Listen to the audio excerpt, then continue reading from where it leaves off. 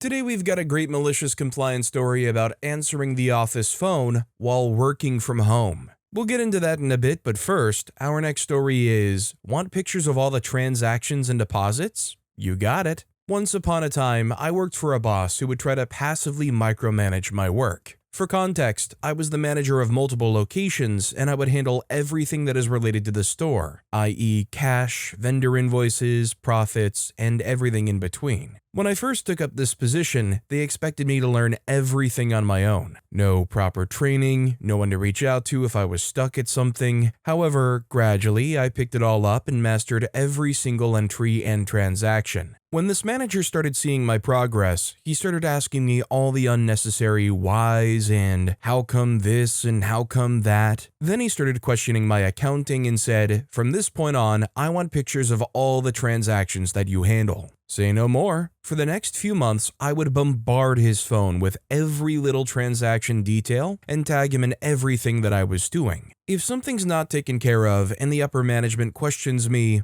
I would simply say, I asked my boss, but he never responded. Eventually, this boss called me one day and asked me to stop sending him pictures because his phone is now lagging due to low storage and that he has to spend a lot of time deleting those thousands of pictures. I know this isn't even close to some of the posts here, but malicious is malicious, I guess. Thank you for reading. A question I kind of have is, when you have a boss like this who does want to micromanage you, is it petty or aggressive to overly comply to that? You know, I see so many stories where a micromanaging boss wants you to document every little thing that you do, and people will maliciously comply by saying 12:38, went to the bathroom, 12:39, washed my hands.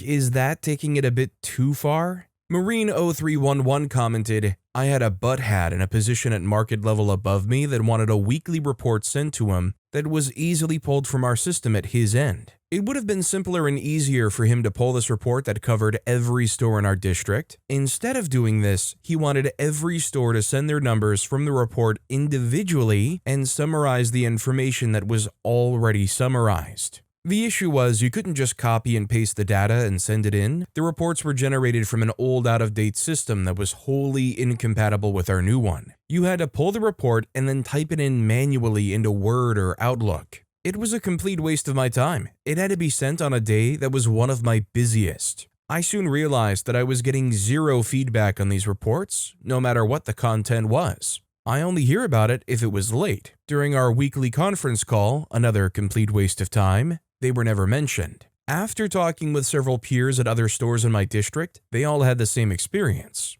The useless clown wasn't even looking at them. He was only looking to make sure it was sent. You'd get your butt chewed if it was late, and that was it. So I just made a Word document, as per usual, and intentionally put in figures that were wrong. I would transfer a digit or two to make it look like it was just a typo if I ever got called out on it. After a few weeks with no comments, I just made a template and would make minor changes every week. A task that took an hour or so now took less than 5 minutes. After a few more months, I started hiding weird comments and quotes from my favorite comedians in the report, and to see if it was ever noticed. My favorite was framming on the Jim Jam frippin' in the crots. I was never called out for it. This went on for over a year before the guy was fired. Due to my outstanding P&L numbers, I was offered the job. I turned it down mainly because of having to relocate if I took it. The job went vacant for months before a highly unqualified person with little experience took it. At least he stopped requiring this stupid report be regurgitated back to him. He lasted 3 months before he was gone.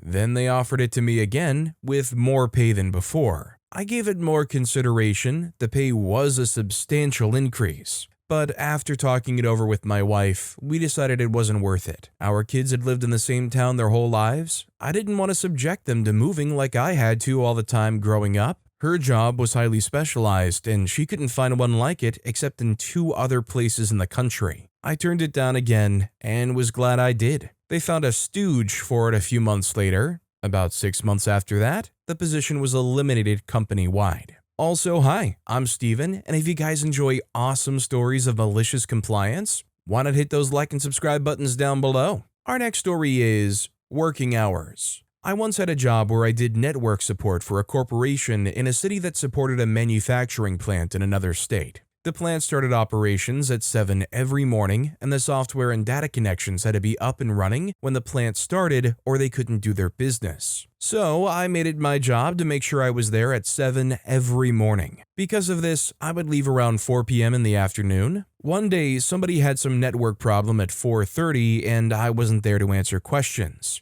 I'm not talking about problems at the plant, I'm talking about one person in the office had trouble with their terminal. The next day, I was given a lecture that I had to stay until 5 every day. I tried to point out the reason for the early arrival and departure, but the manager, of course, couldn't understand this logic. She wanted me there until 5 because her friend had issues getting her terminal to work at 4:30 one day. Because of the sub this is listed on, I guess you know what happened. I started working 8 to 5. It wasn't 2 weeks before there was a problem with the plant communications at 7 a.m. I got the call at around 7 a.m. All I could do was say, I'll be there as soon as I can, but I just got out of bed, so it's going to be about an hour. Nobody got fired over this, and nobody had to eat crow and tell me to return arriving at 7, but not a single person ever said anything about me leaving at 4 o'clock again. So I guess my question is, does OP make their own hours? Do they not have somebody that schedules them? I'm just wondering, how is it that OP can just decide to show up at 7 to 4, even if it clearly makes sense for their job, just because OP deemed it was more necessary? Christian Moral commented, "It happened to a friend of mine working on IT support. He had been starting his shift at 6 a.m. for a few years because the company's CEO started that early. Then a new IT manager got appointed and he thought my friend was just doing nothing and leaving early. So he decided my friend should start his shift at 8:30 like the rest of the company. My friend told him the reason, but nope was the answer, so he complied. About a week later, the CEO couldn't print something at 6 a.m. and was fuming because nobody was there to help him. The manager actually blamed my friend and accused him of being late, also quickly reinstated him on his previous shift. HR got involved, and my friend was called into a meeting to explain why he was late the whole week. Fortunately, my friend had the emails on which his manager had asked him to start at 8:30 a.m., In the end, the manager got the HR warning, and the relationship with his team tarnished forever. He didn't last long in that role after that.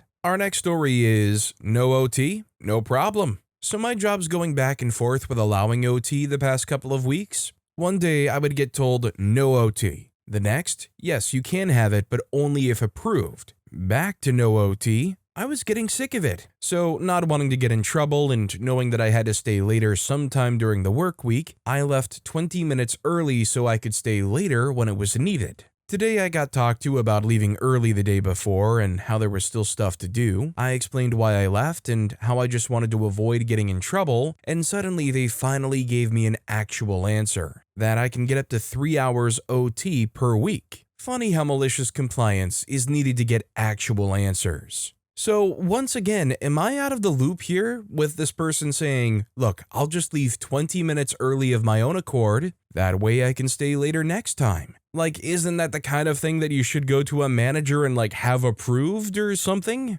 Do people just do this? Throw it all away, OMG commented, have them email you the part of the rules where it says you can get up to 3 hours OT, not just hand me a piece of paper, have them email it to your business email from theirs. If they've given you trouble over this in the past, assume it will continue and your word versus theirs will mean nothing. Our next story is, customer complained I was rude. So a couple of weeks ago, my boss gave me a talking to. For reference, I work at a very small independent neighborhood coffee shop. I know most of the regulars by order, and the newbies I can generally give a good time to. This particular customer, regular though she is absolutely garbage. Rude, entitled, belittling, disrespectful, you name it. Usually I try to give minimal interaction, but one day I apparently didn't do things just right. So I get to work one day, and the boss tells me he's gotten a complaint. Now, I've been there for almost 13 years, and aside from the growing pains of starting what is the equivalent of a coffee shop version of a dive bar, I have had complaints that I can count on one hand. Anyway, he goes on to tell me that a customer has complained that I've been rude or dismissive, etc. I say, okay, I will definitely be mindful of things with this customer moving forward. Cue malicious compliance. Every single time I've seen her since, she gets the absolute over-the-top, step-forward barista treatment. Think June Cleaver ratcheted up to 13, just pouring on the Midwestern nice like a thick saccharin syrup. I've been doing this for at least 2, maybe 2.5 weeks, and believe me when I say that it drives me absolutely out of my mind to do it. It takes so much energy to treat this human this way, except today. Today, I gave her the exact same treatment as I have been, except today she made a crucial error. She let it slip that the way I talk to her is irritating. When I tell you I haven't had such a rush of happy brain chemicals in almost a decade, it's not a lie. And now that I know what annoys her, it'll keep happening. Because now it's not going to take excess energy to do it, now it's fueled by spite. Oh, thank you, darling, for stopping by. It's always such a highlight to see your bright, beaming face in here. You know, you're so sweet. You want me to put extra syrup in your coffee this time? It would get pretty old for me, too. Togacure NZ commented, if your boss ever brings it up again, have the receipts for all the complaints you've received since you started, the contents of those complaints, and the number of coffees sold each year, and therefore presumably the number of customers per year, at least in the last 6 months to a year. Ask the boss for the stats. Hey boss, how many coffees do you think we sell every month? Don't need to tell them why, just write it down. On X date, John told me we sell about 1,500 coffees per week or whatever. Keep that with your complaints folder. Next time there's a complaint, you have the facts and figures fresh to mind. 1 complaint per 1,500 customers per week? I think I'm doing pretty well, don't you? Nothing in this world is perfect except death and taxes. Our next story is, you want me to stop answering the phone? You got it. This happened when I was working at a cemetery. The managers were crazy micromanagers. When I first started as an admin/receptionist, I would answer the door, we locked it for COVID reasons, answer the phones, and transfer to others. I would also help the family service advisors with their scheduling. They were always super busy attending to grieving families, and you never rush families, obviously, so they would often be quite swamped. We then had a team meeting where I was personally called out for not doing my job. I was doing the job of others. I shouldn't be answering the phone since the FSAs should be answering. We had caller ID so we knew who was calling, and the FSAs should answer the door for their own appointments. The FSAs should schedule their own appointments even if it meant falling behind on their paperwork and being late to funerals. So I did as was asked and stopped. I just sat there and got paid for doing nothing. I got called out again for not answering or scheduling. I showed them the meeting agenda they provided, outlining how I shouldn't be doing that anymore. Needless to say, I didn't last long there in an effort to keep my sanity. Edit, for a bit more context, me and the FSAs worked like a well-oiled machine by the time they called me out. I definitely knew the quality of service would suffer by complying. I'm not like this amazing person, but I really believed we were helping people and loved going above and beyond to provide help when grieving families had to deal with administration and bureaucratic nonsense at the worst time of their lives. It was one of those cases of the managers not seeing my value. I have dozens and dozens of other horror stories from my 2 years there, the last straw being they wrongfully terminated one of the FSAs for being sick. Obviously, the most important thing here is just how well the whole operation is running. Did they really perceive that there could be so much more efficiency going on here that they needed to tell OP not to do that job? Or were they just willingly sticking that rod right into the spokes of their bikes just for fun? Avid Learner Bot commented, "It's wild how quickly someone can be pushed out for doing what they think is right, even if it means sitting still in a job that feels like a waiting room." Our next story is, when the metric becomes the target. A cautionary tale on being careful what you measure. This happened about 8 years ago when I was still working for a North American Class 1 railroad. I worked in IT, specifically in a department whose primary role was to generate metrics and regulatory reporting for the Surface Transportation Board and their ilk. Most of our measures were inward-facing, though covering such things as volume, dwell, revenue, and productivity. This story involves a problematic dashboard in the last category, specifically a measure of the productivity of our unionized office workers. The managers loved it because it gave them a weekly graph of who needed corrective punishment for underperforming. Our toxic CEO of the day was all about punishment. They even had quotas to meet. It was in regards to this last one that, I'll call him B, made the short walk to our building so that he could ask me about the metric. He had just come from an uncomfortable meeting with his direct manager, who showed him how he was the lowest performing employee on their graph, by a wide margin. His manager told him to pick up the pace or he would face potential repercussions, possibly even a 1-week suspension. B came to me because he knew I had access to the back end of the metrics, and he wanted to know what they were measuring him on because he was never not busy. Some important background on B is that he was a very senior, conscientious employee. He had as much experience as the rest of his group combined, and he came to me because we went back about 20 years from my time in the union before I moved to IT. The job of their group was to work the queue, that is, go into the failure queue of events that cracked for one reason or another, resolve the issue, and allow the automated functions to flow properly. A couple of trivial examples would be a train lift failing because the cars had not been properly reported into the customer's track, or conversely, they had been reported in but the customer had not electronically released them out yet. Because he had so much experience, B took it upon himself to handpick the really messy, time-consuming ones from the queue. Ones where somebody had backdated events, and it took some faffling about to figure out what was wrong and what needed to be fixed. Or where a conductor took all the paperwork home and forgot to update his tablet with the switching that he had done. Basically, if it was something that might require phone calls and deep research, he would deal with it rather than let inexperienced folks struggle with it. I pulled up a pre-production version of the dashboard and scrolled through the source code to find the important bits. We discovered that it was looking for clusters of specific event types reported under an employee's user ID with at least a 2-minute gap between the clusters. He was puzzled over the last requirement, but I explained that it was so that a single train being processed would only count as one event. It might take a few minutes to fix the train, but the reporting was at the car level, and as long as no more than 2 minutes elapsed between the report on one car and the next, it would all count as a single incident to the dashboard. So it doesn't look at how many records you handle, only that they happen more than 2 minutes apart? He paused a minute before adding, "That's really dumb. They don't care about complexity? They're seriously just counting how many times a person clicks OK? Someone could game that pretty easily if they wanted."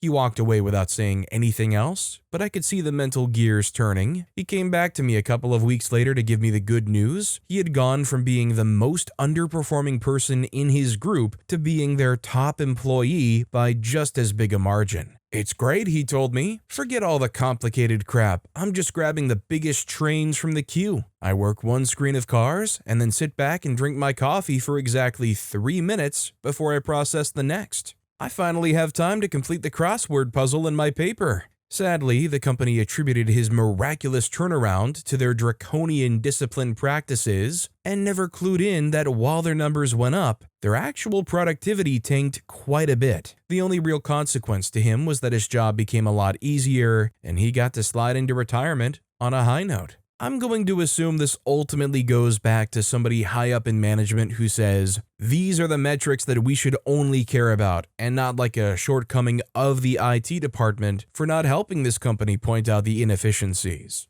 McLaglen commented, "Working at a company in customer service, we had 3 metrics: productivity, customer service assessment, surveys, and returning. If a customer put in another ticket within 24 hours, we would get penalized." The company set goals between 75 to 90% for each of those. All employees would be added to the stack in descending order for how well they did at each of these categories. One time period, my boss informed me that I'd fallen into the bottom half of agents and that I was being put on notice. I was curious as I was meeting or exceeding each metric category, so I asked if anyone was actually failing the metrics. Boss said, "Yeah, some people in the bottom 10% are behind on certain categories." I said, "So even though 50 plus agents are succeeding at the metrics you want, they are failing at their job?" They replied, "Yeah, that's just how it works." I said, "That's stupid." I found another job about 3 months later. It was a lot of the same, but at least middle management was better. Our next story is, you want me to answer your office phone for you while I'm working from home? Several years ago, a friend, Mark, started a home-based computer software business. He and his wife lived in their home for about 10 years and had a well-established home phone number. This was around the time that cell phones were just beginning to be popular, so 95% of people still used mainly landlines. Mark worked 2 p.m. to 10 p.m., the same shift as his wife, so his customers could be free to discuss their computer needs uninterrupted after their own businesses closed for the day. Most computer maintenance still had to be done in person instead of remotely, so customers could drop off devices after work and pick them up from Mark's back porch on their way to work the next day. All went swimmingly for a few months until a new doctor opened up a practice in town, complete with a telephone number differing from Mark's by 1 digit. Mark's number had a 3, where the medical office had an 8 in the last 4-number combination. Misdialing was frequent. At first, there were occasional calls to which Mark would patiently redirect the caller. As time wore on and the practice got more and more referrals from local hospitals to give Dr. New in town an established client base, the calls began to come in at all hours, 24 hours a day. Weekends, nights, holidays, you name it. The office still got calls after hours to an answering service for patients to find out who was on call and for hospital staff to reach doctors after hours. Mark had to unplug the phone just to have a conversation over lunch with his wife and in order to sleep. Also not ideal when you have 3 daughters of dating age out after dark. Mark called the doctor's office and asked them to please change their phone number so he and his family could get some peace and quiet, and so he could build his own business to support them. Since he had his phone longer, he felt the doctor should be gracious and change his number to a different one to stop the confusion. He was told in about so many words by the doctor that it was too bad, but nothing was going to be done as advertising, stationery, business cards, and signage were expensive to redo. Not to mention convey the new information to all his patients, medical registries, the medical board and societies and hospitals. Just do the best you can. I'm sure the calls will stop soon. Good luck to you. Okie dokie, I'll do my best to take care of things, Mark cheerfully replied. After that, Mark began to field all the calls that came in personally. You've had the sniffles all morning after working in the yard around pollen? You'd better come right in. You start coughing every time you smoke a cigarette? Come on in. I'm not the doctor, but a temperature of 98.9 sounds a little high to me. We'll see you right after lunch today. You're new in town and have kids who need physicals and shots for school next week? It just so happens we have an opening in an hour. No, don't worry. We can take all 5 of them at once today. Whatever the problem was, he started making appointments for each and every person calling. All were delighted to have such personal attention and prompt appointments. Sure, we take all insurance plans. Come right in. He also made routine checkup type appointments for 4:30 p.m. one Friday afternoon for 6 different people. Bright and early the next Monday morning, Dr. Newentown called and begged him to stop. Mark said, "I will if you will." The doctor had a new phone number before the end of the week. I feel like it's kind of the only recourse you can have. That said, I feel like something had to be misprinted or mislabeled for so many calls to come in. I mean, I get it. A 3 can be confused for an 8. It's kind of like a visually doubled 3 or whatnot. But surely people didn't make that many mistakes. Am I wrong? Squirreltail commented, "We had a similar situation when I was a kid, except our number was one off from the local battered woman's shelter. As such, if it was after dinner, my mother would be the one answering the phone. I recall a few hushed phone conversations, with mom reading from her little notebook of various resources while quietly trembling in anger. Mom would later volunteer with them to make sure she was doing it okay, though it wasn't something she could handle regularly." Our next story is, "Don't touch that valve." Okay. Back in the early 2000s, I was a concrete mixer driver. Mostly I drove a front mixer, which means the high end of the barrel and the openings is in the front, because the driver has so much control over the concrete pouring operation. While I pour, I can start or stop, control the flow. I sit rather high so I can better see the job site. I can also easily move the truck while pouring, and I can hydraulically move the chute left or right, up or down, so they're more desired. Mostly because the crew receiving the load can use less people than with a cheaper rear truck. Keep in mind, the concrete load is batched in the plant and loaded in the truck straight away for delivery. As the ingredients start to harden, the mix heats up. The longer the mix is in the truck, the more the concrete heats up and starts to set. Two ways to slow this down is to slow the rotation to the slowest speed, reducing friction, and add water to cool the load. Typically, you want to pour the load within an hour of being batched. One day, I poured a job and ended with about 4 cubic yards of concrete left over. Normally, I would take this back to the yard and pour it in large block forms to make large 1 cubic yard interlocking blocks to be sold for retaining walls. However, this day there was a contractor close by where I was that needed a little more concrete to finish a basement floor in a new construction home. Great, thanks dispatch. We have a truck not too far away from you with extra concrete that will sell you at a discount. Contractor agrees because it saves him money and he doesn't have to wait, so I head there. Once on site, I set up really quick, check my load, and add water as needed to get a good flow. I pour for a little bit and the contractor asks for more water. Here's the thing, my load is over 2 hours old right now and it is heating up fast. It needs more water more often to remain fluid, the water evaporates out quickly, and the concrete gets thicker. Each of our trucks carry 300 gallons of water used for the concrete and cleaning the truck when done. Under the water tank, there is a main shutoff valve. Below that is a pipe that runs to the cab, with another valve and then up to the barrel to water the load, 2 more valves for the upper and lower water hoses, and 1 more for a drain to the ground. All these except for the barrel valve are located outside the truck behind the cab. The contractor gets angry that I have to stop to add water. Remember, the load is old by concrete standards. As a concrete contractor, he should know that. He comes up to me and says, "Open the barrel valve and add water." Nowhere near that nice. Then he says, "Don't touch that valve again. Leave it open and I'll control the water." Again, nowhere near that nice. Now mix that up and start pouring. What he's doing is shutting off the main valve from the outside when he decides there is enough water. Cue malicious compliance. He comes out 2 more times and adds water. Finally, as they're close to being done, some of the extra guys on the crew come up, open the main valve, grab my hose, and start washing their tools. Because they opened the main valve, they're also adding water to the barrel. Now, I'm not to touch the barrel valve, so I don't.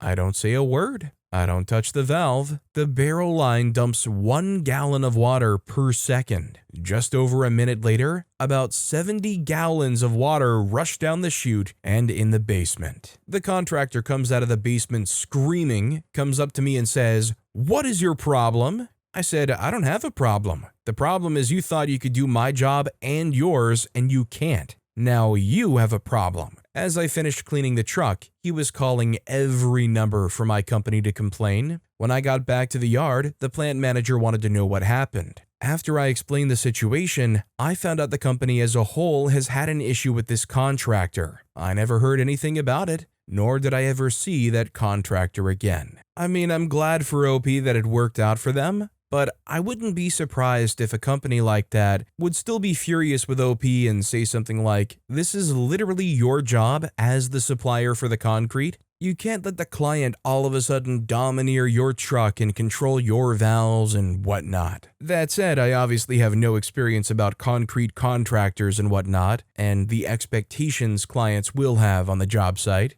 Buford12 commented, "I'm a plumber and I would do tenant finish work. Cut and patch floors, usually need 2 to 6 yards of crete. So when you order 4 yards, the concrete company sometimes would bundle these jobs and you would get your crete after they poured the first job. One job I had like 200 feet of trench and the truck came an hour late and the mix was hot. We poured it and I never worked so hard troweling a finish." OP responded commenting, "We never bundled jobs like that. I know of another company in the area that would do similar jobs, but I'm not sure if they bundled orders or not. With us, if you ordered 4-yard minimum, you get a dedicated truck with 4 yards. All of our trucks could carry 9.5 yards legally. The limit was because of the state saying that we could only max out at 80,000 pounds, but the trucks could safely carry up to 12 yards. However, this one job ordered 14 yards, I think, and they ran short. I was nearby on another job that was a 50-yard order and they ordered too much. Both jobs were almost an hour away from the plant, and that's why they made the deal. Otherwise, they would have had to have waited at least another 2.5 hours for more concrete. Our next story is, if I don't like it, tell it to the news?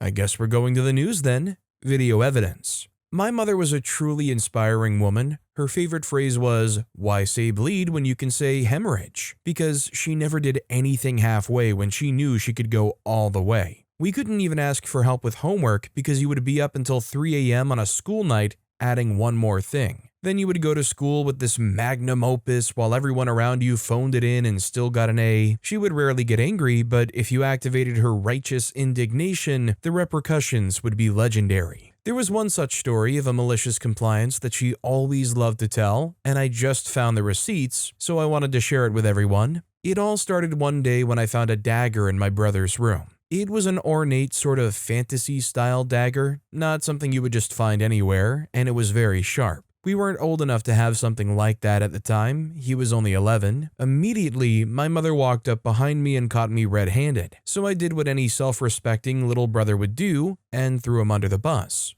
My brother wasn't home at the time, so she went through everything and found more of these knives. She laid them out on the table and she was psyching herself up for the heck she was going to bring down upon him. By the time my brother gets home, he walks in and sees her sitting there with the knives out. He goes white as a sheet. She immediately asks where he got them. This was the late 90s, and my brother was pretty into Magic the Gathering. The card shop he went to for his fix was just down the street. He spent a great deal of time there and bought boxes and boxes of these cards from them, so they knew him and knew he was too young. They had sold it to him, knowing full well that he was underage, no questions asked. My mother's jaw dropped, and moments later, we were pulling up to the place. She drags my brother into the store and puts the knives down in front of the woman who owns the place. She tells her that they sold it to him, and the woman replies, "Yeah, so what?" My mother responded, "He's not 18 and he shouldn't have access to these. You need to tell your employees to check IDs before they sell weapons to minors." She was willing to give her the benefit of the doubt before she snapped back with, "It's a joke, it's humor, don't you get it?" Ah, so the problem is you. I am his mother, and I don't think it is funny. If you won't follow the law at the very least, I need you to stop selling weapons to my son. The woman replied, "I'll do whatever I want. If you don't like it, tell the news." Surely this woman doesn't know who she's talking to, or the lengths that my mom was willing to go to for her kids. I don't know why on earth that would be the phrase you would use. Now you're just asking for it. Mom gives her one last chance before the hammer drops. So, are you saying that even without my permission, having asked you not to personally and knowing it is illegal, you would still sell a knife to him? The woman replied, "Of course, this is a business. Maybe raise him better if you don't like what he's doing." It was like the air left the room. There were 3 of us boys in elementary, middle school, and high school around the time. She was the president of all 3 PTAs for 3 different schools miles apart from each other. She was practically momming as a sport and crushing it by every conceivable standard. This woman had just slighted her to her core and now had to deal with the consequences of her ignorance. My mom didn't say another word. She gathered the knives and we walked out. Even the woman behind the desk looked a little shocked that she was just walking out. So was I. We all went back to the car, and no one said a word. Then you could almost visibly see the resolve set in, and she says, "I guess we're going to the news then." I don't remember her saying another word the rest of the night. The next day, I woke up and she had papers all around her that she had downloaded and printed off and highlighted. She was on the phone explaining the story to a news station who had just opened and was responding to the emails she'd sent overnight. I don't think she slept. She had been up researching the laws and building her case. The first reporters she talked to didn't seem to see what she saw in the story and told her they wouldn't pick it up. Every time she was told no, she would ask for references to someone who would do something like this. It took weeks of phone tag. She called the next reporter, then another, leaving messages and following up. Finally, she found an investigative reporter who would work with her. They decided that the best course of action was to put a hidden camera on my brother to send him undercover to buy something larger. Believe me, I am well aware of how outlandish that sounds. They met up down the street and gave my brother some money to buy the biggest weapon he could get. I seem to remember it being $120. Wired him up with a microphone and a spy camera they'd bought at Radio Shack, and he went in and bought a legit full sword from the place. They jokingly told him not to unalive anyone with it as he was walking out, and never asked to see ID. Afterwards, the reporter interviewed the store owner, who stuck with her old fallback of it being funny to sell deadly weapons to kids. Then they interviewed my mom outside the shop, and the two of them argued on camera. Maybe because they had already caught her on a hidden camera, she felt the need to double down. She had to think people would side with her for some reason. She was irate. My mom just kept feeding her the rope to hang herself with, and the shop owner tied the whole thing into a neatly wrapped bow for the reporter. Just a spectacular failure on her part. It's hard to imagine how it could have gone worse. Sure, it's just a local news report from the 90s. For my mom, it was her hero moment. She knew she was right, and she knew this person had to be stopped, and she did it all the way, just like everything she ever did. In the report, they say that they went back, and the place was already closed. Within a month, it was completely out of business. The reporter won an award for the piece, and the righteous indignation was satiated for the time being. My mom recorded the airing of the report on a VHS tape, and every chance she got, she would parade it around to show people her crowning achievement. She would tell the whole story, and we would all watch the tape until it was lost to time and became legend. This is a great story, and if you go to the actual Reddit post, there's actually a YouTube link upload of that VHS tape. The only thing is, I kind of feel bad for the kid, not because they can't get more swords and whatnot, but because their game store, which OP described as being just right down the road, is no longer right down the road. I mean, obviously it happened like 30 years ago at this point, but still. 11-year-old kid has to find a new place to get their Magic the Gathering fix. M. Chanba commented, "There's a special kind of brilliance in people who treat being underestimated as an opportunity rather than an insult. Your mom weaponized competence in the most surgical way possible. No shouting, no chaos, just quiet devastation delivered with facts and follow-through." Random Guy 0915 commented, "The store owner was simply a special kind of stupid. Shame such a store went down, but it was her fault for thinking selling children a sharp-bladed weapon, no questions asked, was a good idea, and then blame the parents once backed into a corner and forced to agree that it was indeed a very bad idea. She was very lucky children didn't hurt themselves with it, or others with it." Our next story is, want your dogs to be off-leash in the park? It would be a shame if they escape. This is a unique one because it was malicious compliance against me and my neighbors by the city. I can't stop thinking about how genius their malicious compliance was, so I had to post here. Some backstory, I live beside a 4-quadrant park with cross streets going through, so each quadrant is 1 block by 1 block in size. One of those quadrants is fenced in and may or may not be owned by the local school district. There were some shady deals, and it's not clear if they ever legally owned the quadrant. I won't go into the details of that, but the neighborhood has been fighting for access to the park for as long as I can remember. Recently, that quadrant was completely renovated using public funds. Since it's used during the school day as an area for the kids, it has decent security. The only way in and out is through 4 doors at each corner of the quadrant. The deal struck with the community is that during non-school hours, Monday to Friday after 3 p.m., Saturday and Sunday, the quadrant would be open to the public and those doors would be unlocked. Shortly after the park opened, people, myself included, this isn't Am I the Jerk here,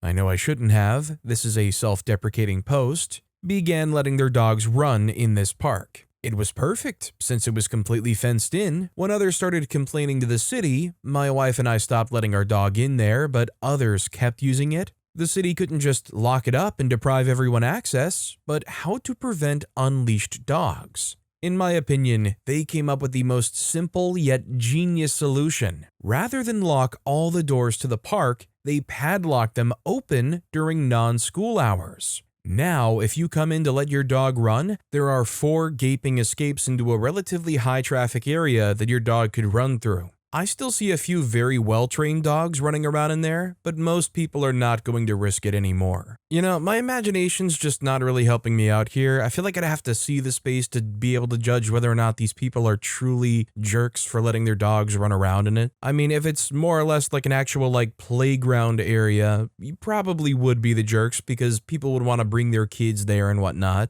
But it's hard to say for sure. Either way, the open door policy is pretty smart. Vert1S commented, I spent a bunch of time in Berlin and owners love to walk their dogs off leash around back streets. Mostly I have no problem with this because the dogs are generally well trained. It has prompted a fun game where if one of them starts to interact with my English Cocker Spaniel, Miles, I start jogging down the street away from the owner, trying to get the dog to follow. A couple of times the owners have had to chase their dogs the way I'm going. Our next story is, my sister said I had to let her borrow my clothes, so I handed her the laundry basket. She's always taking my stuff, clothes, shoes, whatever. Sometimes she asks, sometimes I find out when I see her wearing it. One day she comes in and says, "Mom said you have to let me borrow your clothes." Not even asking, just saying it like it's a rule now. I didn't argue, I just grabbed my laundry basket and gave it to her. It was full of dirty clothes. Like actual laundry, gym shirts, socks, stuff that had been sitting there all week. She looked at it, goes, "Seriously?" I said, "You wanted my clothes." She left without saying anything else. Hasn't touched my stuff since.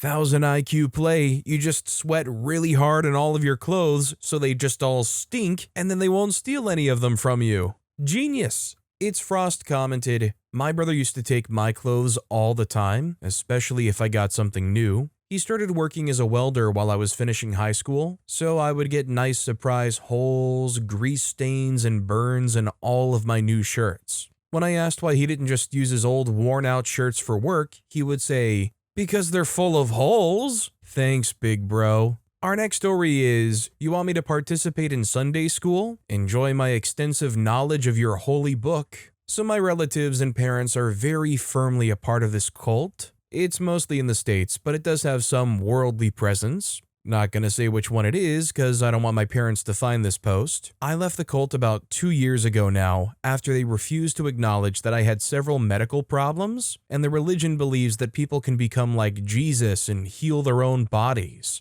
Whack, right? And I'm not talking about a little scratch or a cold. I'm talking about cancers, contagious diseases like measles, polio, whooping cough, broken bones, psychological disorders. It's really crazy. But whenever I come back, they always make me go to Sunday school to show respect for the family. Bullcrap. It's because they want to convert me back, and whenever someone from the cult finds out has left, they make it their personal mission to bring them back. So this past Saturday, I didn't have work, and my dad told me I had to go to church with the family. He said I'm still able to go to Sunday school since I'm just in university. We arrived to the church. I'm super dressed up, like very fancy looking. The women when I come in are very pleased. They know I've left and are like, "Wow, it's so nice to see you back. Hope you come more often now. We've missed you." I go down to my Sunday school class and it's a bunch of uni kids and an older woman, strict looking teacher. Perfect. She sits me down and starts talking about the Bible and what's wrong and right. Cue malicious compliance. I took 2 years of intensive Bible classes. I've translated from Hebrew and Greek. I've actually read the whole Bible cover to cover. Some points were made.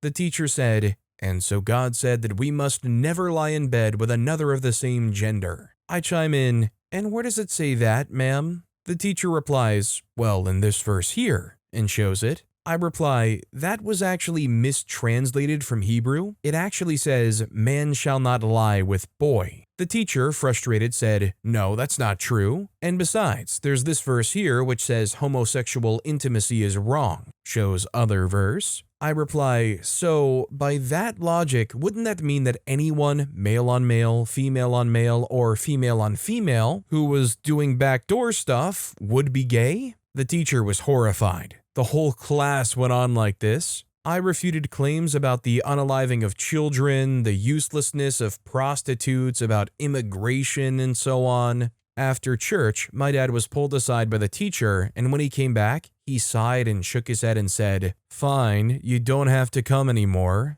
I replied with, "Is she not impressed with my thorough knowledge of the Bible?" You know, I feel like there's a million cans of worms that can be opened right here. I'm not really interested necessarily in going there, as far as like trying to refute or say, "Oh, these things were mistranslated," and like the interpretation of these sections. All I know is apparently that one guy who was left alone with his bedpost in his bedroom who slipped and fell and whoop, accidental ER trip. Well, they're spiritually in quite a conundrum. Tremenda Karusha commented, "It's interesting how some folks cling so tightly to certain interpretations. I mean, even the most straightforward passages can be twisted into something completely different depending on who's reading them. Speaking of which, I once took a class on ancient texts and found it eye-opening. Have you ever noticed how context really changes the meaning of things? Janelle One Eye commented, "I'm an Orthodox Christian living in Greece, and here we read the Bible in the original ancient Greek in church. I was perplexed by the evangelical Christians and their wildly unchristian beliefs, so I decided to watch some mega-church sermons on YouTube.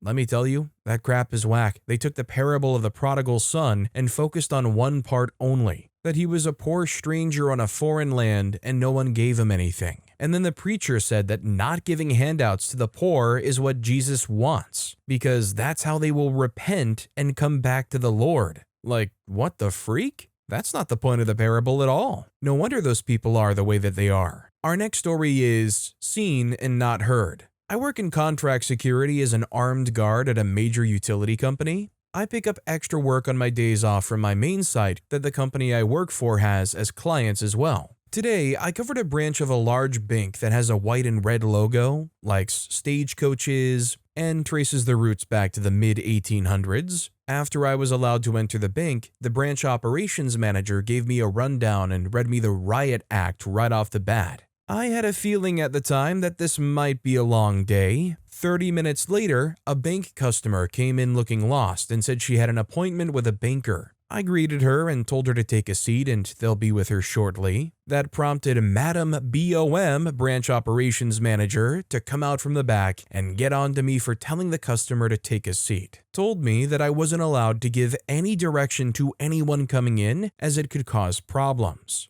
Okay, that's reasonable enough. An hour or so later, a man entered the branch with a problem and he was a bit irate because of his issue. BOM said that she could try to help him and ran into issues, which caused him to get more irate, especially since she wasn't acting very helpful and kept putting the blame on him for something that appeared to be the bank's fault. She came out from behind the teller desk and was looking for a banker to help the gentleman, and while she was wandering around, I engaged him in conversation. He was wearing a Marine Corps hat, and I started chatting with him about what he did in the Corps and other things along that line. She finally figured something out, and instead of calling the gentleman over, she called my name and did a throat slash. After she was finished with the gentleman and wasn't able to help him while still blaming him for the situation, she called me over and proceeded to lay into me about how we had just spoke about talking to people. She said that I'm here for presence only, and I'm not here to de-escalate, one of the primary purposes of a security guard,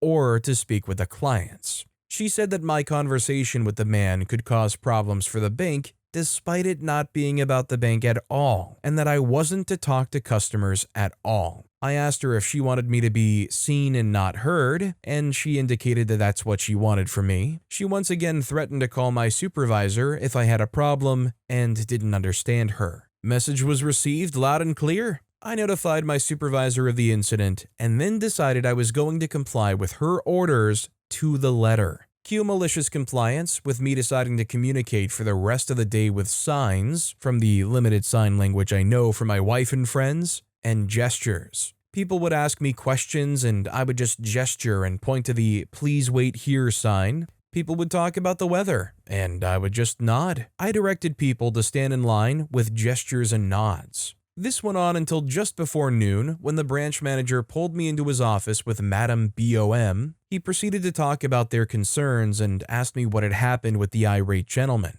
I filled him in, and it was obvious by his reaction that my version of the events didn't match with what Madam BOM had told him. Nevertheless, he proceeded to tell me how I was supposed to do things and that we had to work together. According to the both of them, anything that I say, even not related to the bank or financial matters, can cause problems, and it's best not to say anything, especially to irate customers. Afterwards, as I was leaving his office, I informed him that I'd already let my supervisor know of the situation and that any further issues would be best brought to his attention. I'm half expecting them to call my supervisor to have me removed early, and that'll be perfectly fine with me, as I never plan to cover this location in the future. I'm eating lunch now, but I plan on continuing my malicious compliance after my break ends. I'll be present and do my rounds as I'm supposed to, but nothing says that I have to greet people or discuss anything with anyone. End of day update. When speaking to my ops manager at the end of the day, he informed me that they requested that I not return to the branch because of how I responded to their request to not speak to the customers. Told him that was fine, as I was going to request to not go back to that branch anyways, and asked them if I was getting written up. He said that I was in the clear, as it was obvious that I was following the client's instructions to the letter. I know it's probably not a satisfying conclusion based on a lot of stories here, but it's a good conclusion in the contract security world when following the client's instruction literally and engaging in malicious compliance. Could you just imagine rolling up to the bank and you see a guy who's clearly a security guard, you want to ask them a quick question, and they just kind of like mumble like, or like point towards the please wait here sign? I guess I would be thinking, wow, that's great, they hire mute people here. Ashley the Rose commented, good old hex embargo. Yeah, branch staff were not fun to deal with when I worked there. No, I can't see those transactions or reorder this customer's ATM card that the ATM ate or tell this customer their business login info to get them set up with this incorrect piece of equipment.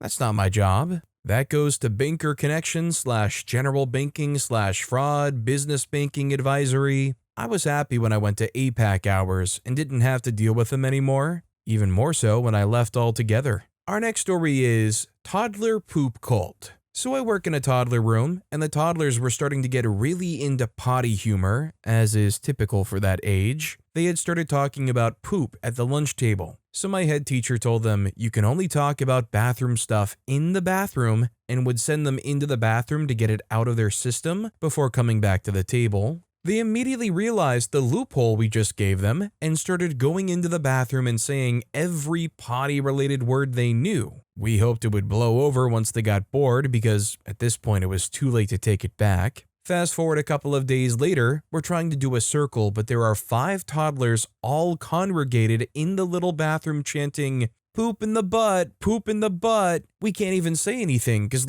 they are in the bathroom. So we had to sit there and wait for the weird poop cult to finish before we could start the circle. At least they've got an imagination. One may look at them and say, that is a toddler poop cult. Another may say, that is our future. Emma Lee Sings commented, my kid got obsessed with swear words at about that age. We told her they're for grown-ups and for when we're alone. So she started running to her room and slamming the door when she wanted to use bad words. I spent way too many moments listening outside that door to hear what she thought was a bad word. Still giggle at stupid mosquito butt 30 years later. Our next story is leaning into the no questions policy. I work at a retail store where each sale requires on average 10 minutes of paperwork. That's if you're fast and know what you're doing. 2 months into the job, the boss told us new hires to stop asking questions in front of the customers. We look like clowns and customers lose confidence. The only training they provided was asking questions. They would stick you with a customer and make you guess how to process the paperwork. If you got stuck, you would ask for help. They tell you what to click, but not why. Then they info dump all the exceptions to the rule they just gave you. Malicious compliance, stop asking questions, and I take my sweet butt time, 30 to 40 minutes, guessing my way through paperwork. I've undercharged customers, a customer actually walked out. Call me when you all actually have time for me because I can't be here all day. A customer decided not to buy. The senior employee was mad that I didn't ask about shipping. Yes, we usually don't, but we sometimes make exceptions. Always ask questions. When I'm at the sales desk, instead of asking if we sell a product or accept an insurance, I just tell cashiers that we don't. This saves me from doing the work of looking them up. When I'm working in the reception desk, I waste time looking up obscure insurance policies instead of just asking a senior employee. I'm not Latino, but I speak some Spanish. Now, when Spanish speakers call, I only respond in English. Before, I would speak Spanish and ask for help if I needed it. Now, because of the no questions policy,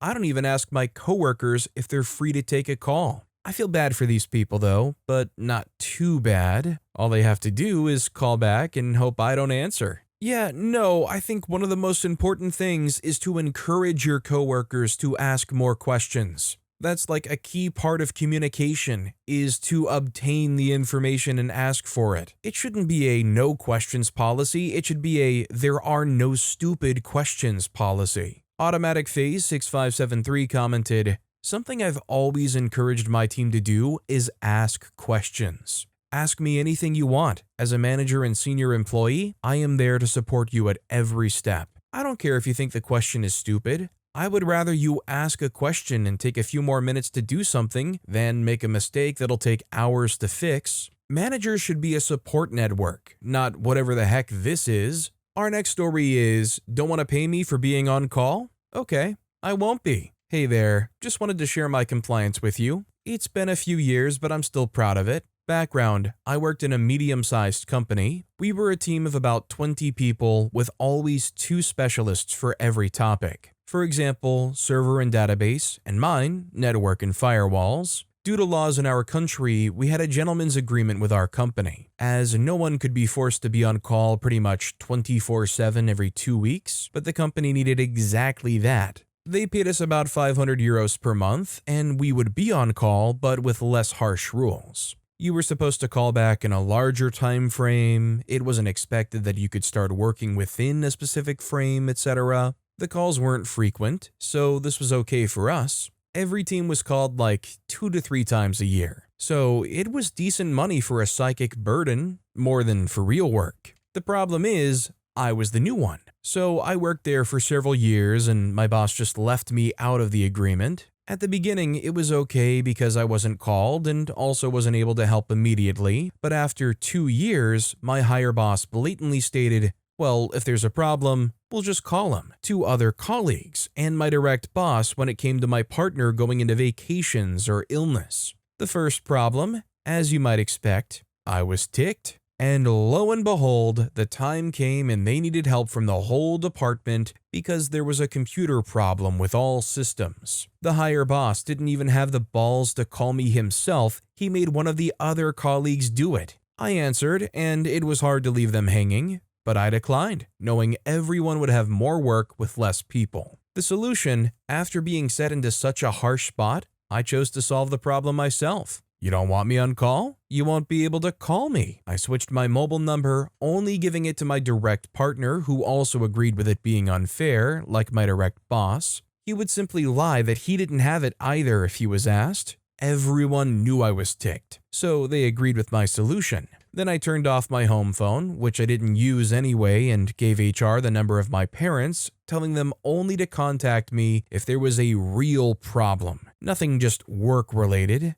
And then I waited and waited. The crash out and aftermath, and then my time came. Colleague was out of the country on holiday. I had a nice weekend. On Monday, I came in and everyone was like, everything crashed on the weekend. Turns out the firewall as the main gateway had a network interface going up and down. No one even had a login except my colleague and me. They had to get a specialist from the support to help them, which cost them the whole weekend to solve this, meaning critical calculations didn't run as planned. I was immediately called into my boss, unfortunately not the higher one, again, office. He instantly promoted me to being on call, no matter the consequences. Everything with HR and the bigger boss would be done afterwards. I just had to make sure I was on call when leaving the building this day. So I went ahead and gave them my number, and after that, I was never even questioned about it again. Bonus for me, other departments were always ticked about our free bonus money, and I was the only one who always just went ahead and told everyone I would actually give it up again if I had my personal freedom and space back. I actually prefer my space over the money. I left some years afterwards for an 8 to 16 IT job without being in the constant awareness that someone might call. The money might sound great at first, but about €3,000 per year for always having work in the back of your head just isn't worth it for me. Hope you enjoyed my malicious compliance. Have a good one. Edit for clarification, €500 a month at about 42% tax rate. It's quite unusual to make it simple and just half of the initial income, so it would have been around €3,400. Nothing was split. Everyone on call got the 500. To me, it does seem like something that would be worth it, but I guess the catch-22 is, if you're technically always on call, you literally can't have a night to yourself. Unless you scheduled a day off, you can't fundamentally guarantee that you're not going to be on the hook for having to run right in there. I can imagine that would get pretty frustrating. But with that being said, that's all the time we have for today. Now, if you want to hear another absolutely crazy malicious compliance story, check out that video on the left. Or if you missed my latest video, check out that video on the right. That said, I'll see you all next time with some more stories.